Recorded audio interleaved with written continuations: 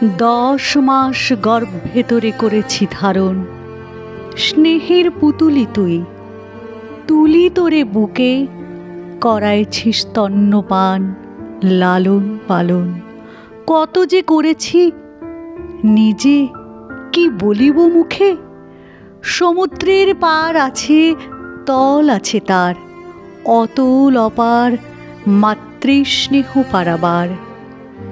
বাঘিনী রুধির পানে নিয়ত লোলুপা, আপন সন্তানে তারও অপার মমতা।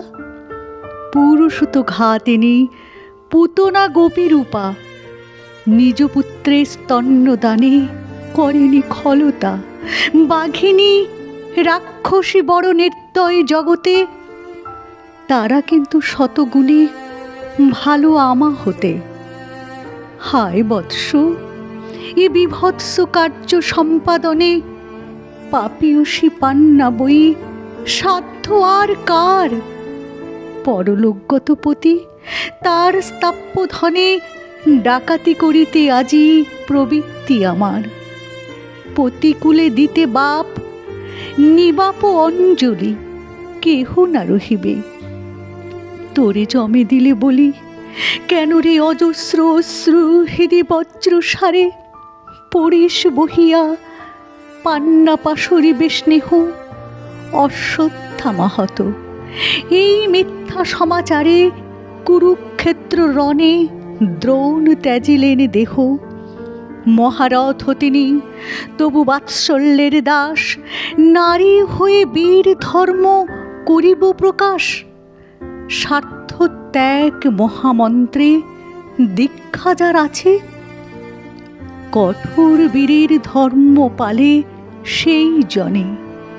আত্ম পরিজন স্নেহ তুচ্ছ তার কাছে, স্থির লক্ষ্য একমাত্র সংকল্প সাধনে। ভীরুতা মমতা দিয়ে নিকট সম্বন্ধ, কাপুরুষ ক্ষুদ্র চেতা সদা স্বার্থে অন্ধ।